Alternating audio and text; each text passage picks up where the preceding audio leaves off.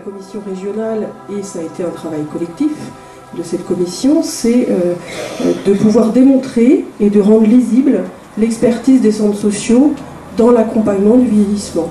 Et cette expertise, elle passe, et c'est ça qui rend peut-être un peu difficile dans la lisibilité de ce que l'on fait, ça peut passer autant par des actions très ciblées et très identifiées, mais aussi par nos modes de gouvernance, par notre rôle qui est plus dans le développement social participatif, et du coup l'utilité aussi des personnes vieillissantes dans la vie de la société, en prenant part aussi à la vie associative, etc. Vous êtes le maillon qui manque aujourd'hui comme acteur principal. Il faut qu'on trouve cette typologie. Une première question basique, c'est qui sont ces gens-là? Vous en parliez tout à l'heure, précédemment. D'abord, l'action des centres sociaux, elle est territorialement ancrée. Donc ça, pour le géographe, c'est quelque chose... Les centres sociaux vont être en tête de pont. Et dans ce cas-là, les autres acteurs vont être en appui. Finalement, votre ambition, si je comprends bien, au niveau des centres sociaux, c'est...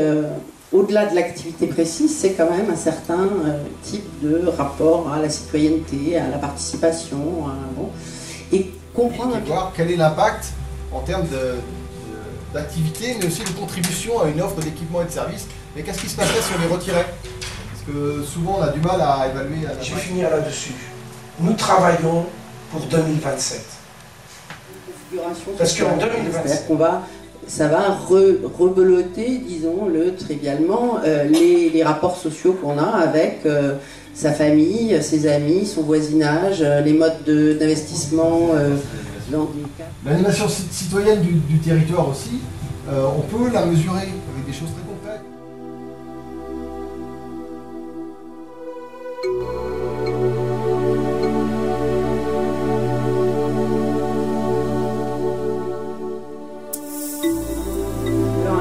Point peut-être pour vous dire un peu ce que la sociologie peut apporter comme niveau d'analyse, enfin comme type d'analyse sur des questions comme celle-là, pour faire souvent ce travail, je veux dire, avoir un peu une vision un peu claire sur quelles sont les caractéristiques sociales de ces gens-là, leur âge effectivement, leur sexe, leur niveau de fragilité en termes de santé, de mobilité, etc. Bon, tout ça, c'est finalement un premier niveau de diagnostic. Ça va rebeloter, disons-le trivialement, les rapports sociaux qu'on a avec sa famille, ses amis, son voisinage, les modes d'investissement dans des cadres associatifs, etc.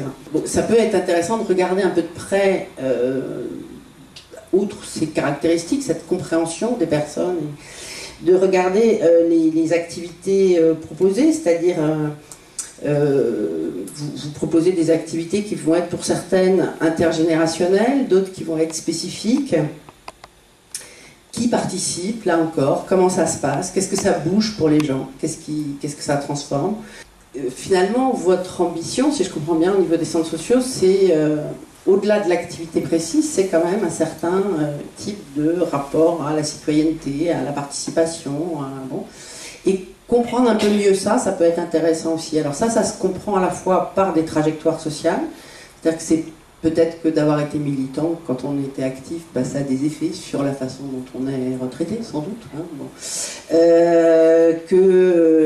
Mais aussi comment éventuellement certaines activités que vous menez vont avoir une fonction de déclenchement pour s'inscrire dans des réseaux électifs au niveau de sa ville, par exemple. Bon. C'est-à-dire qu'il y a là aussi du va-et-vient qu'il faut comprendre sur ces dynamiques de participation, sans quand même on regarde ça d'un peu près, c'est-à-dire qu'on sait que la participation, ça peut être aussi parfois, on entend beaucoup de la co-construction, des machins, jusqu'où c'est vraiment co-construit, est-ce que c'est pas toujours les mêmes qui participent, est-ce que, voilà. Donc, et ça, il faut aussi le regarder de près, parce que c'est pas, si vous voulez, au niveau méthodologique, il y a plusieurs niveaux d'analyse. Il y a un niveau qui va être une méthodologie un peu générale du dispositif, Et c'est l'idée d'un comité de pilotage qui rejoigne, voilà, pour qu'on ne soit pas simplement nous dans notre bulle d'un côté et qu'on puisse travailler ensemble à la fois entre disciplines et avec vous qui êtes demandeurs et ceux qui sont partie prenante aussi, en particulier mutuelles, etc. Enfin, tous ceux qui sont partie prenante de la convention, quoi, de pouvoir voir comment on a des moments de travail commun. Il y a le niveau vraiment de pluridisciplinarité, et ça c'est vrai que le gros avantage de travailler avec Sébastien et Gilles Berru, c'est qu'on l'a déjà éprouvé, ça, ce travail au quotidien, qui est, alors là, il me semble qu'il faut choisir quand même un certain nombre de territoires différents. De la même façon que vous le disiez qu'on a découvert les vieux en 2003, on a découvert, enfin, dès qu'on parle de vieillesse, souvent c'est classe moyenne en gros, hein, voilà. Et c'est important de regarder comment ça se passe pour différents types de catégories sociales, dans différents types de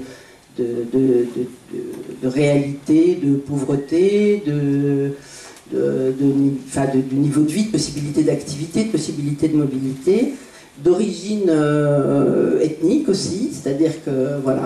Donc là, il va falloir choisir pas énormément de terrain, parce que c'est peut-être ça qui nous différenciera avec Sébastien, c'est-à-dire que c'est quelques terrains choisis pour des caractéristiques sociales différenciées, mais dans lesquels il y a un travail long, un travail que nous on appelle socio-ethnographique, de travail en étant là longtemps avec les gens, sur la longue durée, de participer à des activités, de mener parallèlement des entretiens avec les gens, de voir ce que ça bouge pour eux, y compris de faire des entretiens genre histoire de vie et parcours militant aussi, mais y compris avec ceux qui sont à distance, qui disent moi leur machin ça me dit pas trop, c'est-à-dire ne pas aller voir seulement ceux qui sont dans l'enthousiasme. Souvent les premiers étonnés sont ceux qui participent, c'est-à-dire qu'ils n'ont pas forcément une idée très juste de finalement avec qui ils travaillent, quelles sont leurs caractéristiques.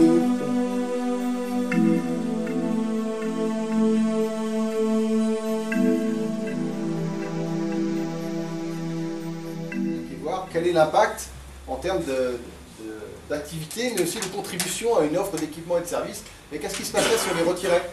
Parce que souvent on a du mal à évaluer un impact positivement, mais on voit très bien négativement. Fermer la structure, arrêter le service et puis voyons ce qui se passe. Deuxièmement, comment les centres sociaux dans leurs actions s'adaptent à leur milieu.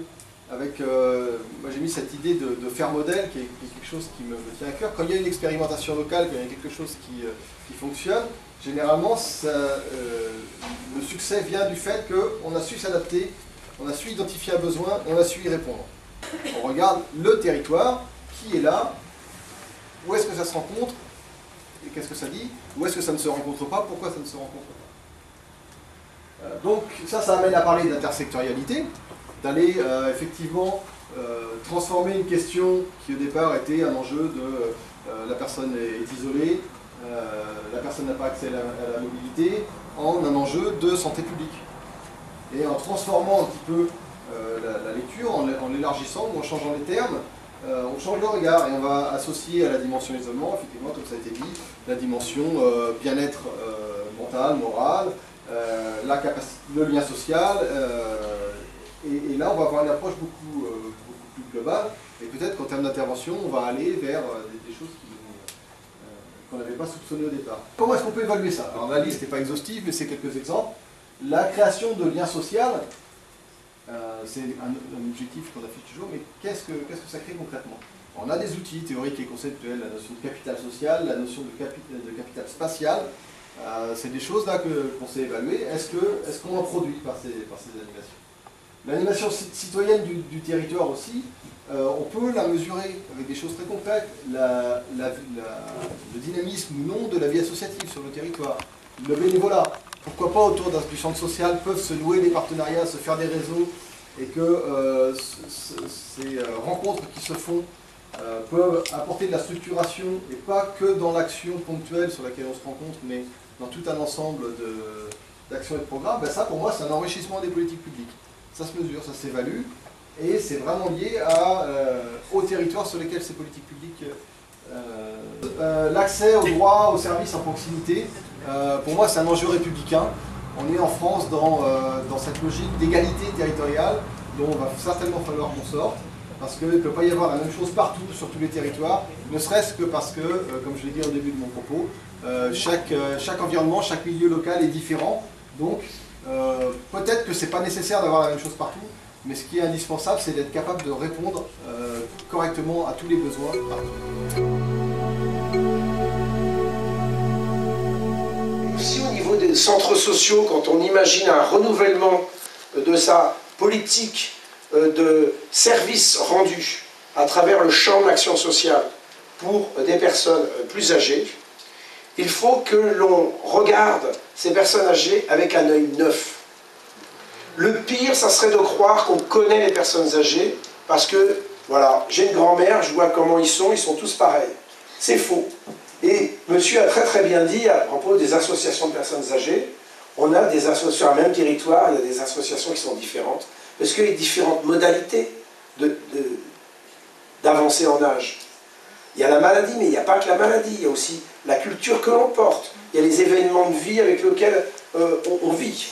On essaye de vivre parfois même. Et donc, à chaque fois, on va avoir des demandes. Alors, il ne s'agit pas de dire, bah oui, donc, toute personne âgée est différente de l'autre, et donc, voilà, il faut... Non, il y a des typologies. Sinon, on ne pourrait pas faire une action construite. Il y a des typologies de vieillissement. C'est-à-dire qu'on sent bien qu'à l'intérieur de la diversité, il y a des regroupements qu'on peut faire. Donc, sans enfermer les gens dans des caricatures, il faut que l'on se donne des manières de faire, des propositions, des types d'accompagnement qui vont correspondre à des grandes typologies, qu'on va adapter à chacun, et voilà, qui va correspondre comme envie de découvrir les personnes âgées à travers 3 grilles de lecture. Une grille de géographie sociale et de territoire, parce que ça c'est très très important de faire une cartographie, et Sébastien Fleuret est un remarquable géographe qui va pouvoir mener ça. Il faut qu'on ait des outils de sociologue, parce que la sociologie est importante, pas forcément une sociologie purement conceptuelle, une sociologie d'enquête qui s'intègre aussi au travail de géographie.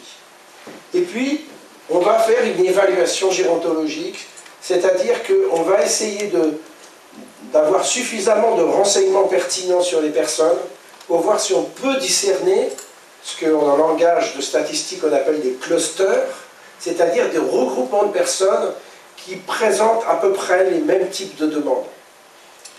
Et une fois qu'on aura croisé ces 3 regards, on pourra se dire, est-ce qu'on peut construire une action concertée en fonction des différents types de typologies, permettant dans cette action concertée d'avoir une action qui est construite, qui peut aussi refléter une action bien limitée, même en termes de budget, etc.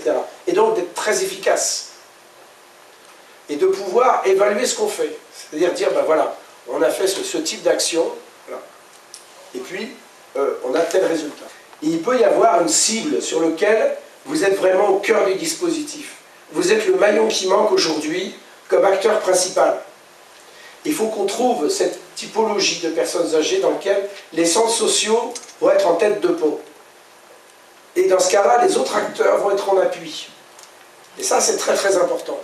À mon avis, alors j'ai un peu l'intuition qu'il y a un cœur de cible pour les centres sociaux. Dans une typologie d'une vulnérabilité sociale associée à quelques petites difficultés somatiques, hein, médicales on va dire, mais pas médicales au sens de maladie. Voilà. Le corps qui est un peu fragile avec une vulnérabilité sociale. Où là, vous pouvez vraiment être en tête de pont, et puis les autres acteurs en appui. Et si on arrive à le déterminer à travers ce travail qu'on va mener ensemble, je pense qu'on aura une idée beaucoup plus claire de notre capacité, en fait, à mobiliser les acteurs, les politiques publiques pour ces personnes-là. Donc il faut que l'on puisse rédiger un protocole, c'est-à-dire quelque chose de structuré sur ce qu'on va faire, comment on va l'évaluer, pour que ça puisse déboucher sur un budget prévisionnel et qu'on puisse faire un tour de table de ceux qui veulent bien nous aider à continuer dans ce travail-là avec des personnes dont le travail sera de faire cette étude. Parce que On ne fait pas ça à mi-temps ou en passant. Ce genre de travail, il faut être dedans, voilà. Et puis il faut penser qu'à ça jusqu'à ce qu'on y arrive. Nous travaillons pour 2027. Parce qu'en 2027, les baby-boomers ont 83 ans. Et là, le nombre de personnes dépendantes croît un peu comme ça. Mais en fait, les vieux d'aujourd'hui correspondent à un creux démographique. Et qu'on fasse une véritable politique concertée d'accompagnement, en sachant que les personnes âgées ont une capacité énorme de faire du lien social, et vous le savez bien, de faire de la transmission culturelle. Les jeunes sont en forte appétence d'être en lien avec les personnes âgées, parce qu'elles sont en forte appétence de transmission culturelle, transmission de savoir, de se dire d'où l'on vient. Donc il ne faut pas qu'on gâche tout en n'ayant pas l'inventivité qu'il faut.